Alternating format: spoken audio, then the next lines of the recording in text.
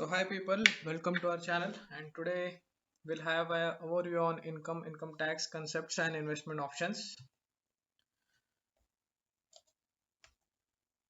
The agenda for today will be, we'll be talking on what are the income components. So whatever salary you receive, it is divided into certain components. So we'll talk about those and explain how you'll be able to calculate your in-hand salary.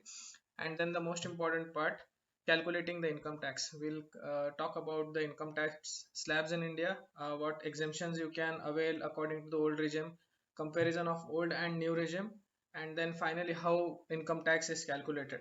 We'll talk about a few investment options as well if time permits, and just provide a gist on where you can invest your money. And yeah, we'll have questions in the end. Okay, so let's start. So we'll start with breaking down the CTC, and this is the earnings part only. So the deduction and all will cover up in the next upcoming slides.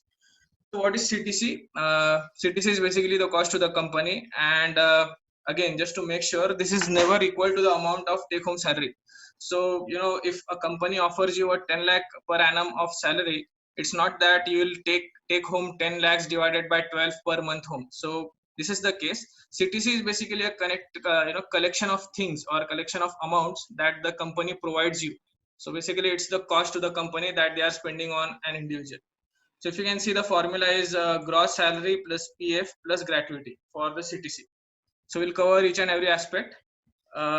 Gross salary is basically a collection of these three components, that is the basic salary, the HRA and other allowances.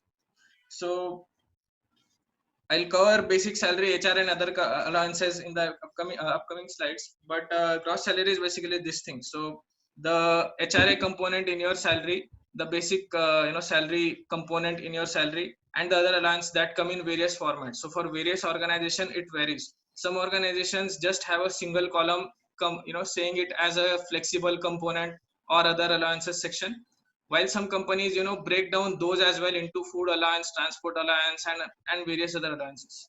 So that is what gross salary is a collection of. So I hope I am clear till now.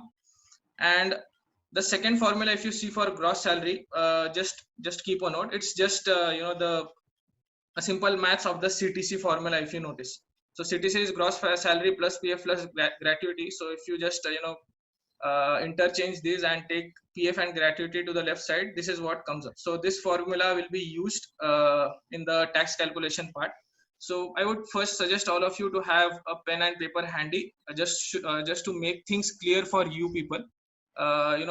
Because you yourself calculating things will make you make you understand things in a better way. So a question came up from Parag saying, what is the difference between CTC and gross salary?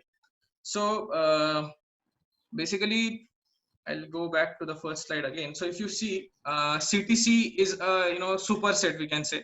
It includes gross salary, PF, and gratuity. There is no much difference. I have come up with these terms because income tax is, when you start calculating income tax, you start with the gross salary and not the CTC, because there are components which the company provides to you and that are not to be included while you calculate your income tax. That's the basic difference. CTC is a superset of gross salary, and gross salary has certain components which has to be included for calculating the tax. That's why the gross salary concept comes into picture. So yeah, Yeah. yeah. Just to add to Ankit's explanation, some companies add insurance amount like group insurance into their CTC. So that practice I also have seen there. Apart from gross salary, there will be PF plus insurance also. So many companies do that. Yeah. So the upcoming slides will anyhow clear those things as well. So gross salary, as I said, is a constitution of these three components. That is the basic salary, the HRA, and other allowances. So what is a basic salary? So basic salary is a base income and a fixed part of individual's compensation. So this is a certain criteria set by the government, that every individual must have a certain component that is basic, and he can always take that away home. So that is what is basic salary, and it is decided to be 40% of the CTC. Second point is HRA. So HRA is, I guess everyone is aware of HRA. So it is a amount of your salary that is dedicated towards expenses related to rented accommodation. So every company has this section So that's again 40% capped at 40% of base salary. Now there may be concerns related to HRA and exemption of HRA. So these are two different concepts that I'll cover up in the upcoming slides. And the first two slides are a bit of theory, but the next slide will clear up things in a numeric way. So be ready. The other allowances, all type of allowances like LTA, conveyance, incentives, bonuses, or reimbursement, stocks, plan, group health insurance, or other parts. So yeah, this is what it includes. And as I said, it varies from company to company. In some company, you'll only find a combined column saying other insurances, wherein it will have various components included under a individual amount, while in some companies it may be split across various components like travel, conveyance, incentives. It depends on the company policy basically. Now what is PF? So the second component of the basic of the CTC, that was PF. We covered the gross salary first. Now this is the PF. So Provident Fund is an investment both by employer and employee. So whenever you join an organization, it is a compulsion now ki if the company size is more than 20 or 50, I guess, the company has to have the employer has to provide employee with a PF account. So what PF account is, it's a sort of pension type scheme. So when you retire, you have funds in your bank or something like that. So this is compulsory for all the employers out there to provide to their employee. So it is basically of two types. So case one is when your basic salary is 15,000 per month.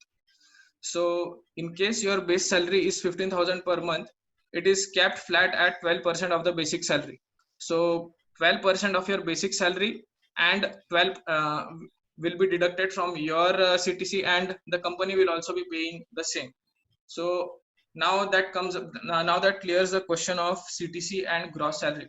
So here 12% of the basic salary will be deducted from your gross salary as well, and from the CTC as well. The component that is paid by the employer is a part of the CTC, while the part that is paid by you is a part of your gross salary. So that is the basic difference. So any additional cost that the company is paying is the CTC part, and whatever part you are paying is the part of gross salary. The example coming up will clear up things more, but just on a theory related point, this is what it is. And the case two is basic salary is greater than 15,000 per month. So in case there are two options available: either contribute 12% of 15,000, that is a fixed amount 1800, or 12% of the basic salary. So this choice has to be made by you. So you or either the company maybe. So many times what happens is company themselves provide us with this option that should we choose from 12% of 15,000 or 12% of basic salary. So this is an option given. I'll come up with the advantages and disadvantages of both the options in the upcoming slide, but this is the option that is provided, right? And that was all about PF. And the last term that is included is the gratuity. So gratuity is a part of the salary that is received by an employee from the employer for services offered. So this is a fixed amount. This is an amount that is periodically deducted from your salary every month, and then once you complete a certain span, that is 5 years with the company, and you are ready to leave the company. In that case, the company owes you this gratuity amount. So if you stay in a company for more than 5 years, then only this comes into picture. Else all that deduction that happened in the name of gratuity is all going into the company's pockets. You will not receive any amount for gratuity. So I hope I'm clear on this. And yeah, it was a bit of theory in the start, but the upcoming slides are all practical and pen paper work. So Okay. are the keywords clear, or do I need to focus on something more? Ankit? Yeah. Yeah, so that 12%, is it the combination of both employer, or is it a individual 12%?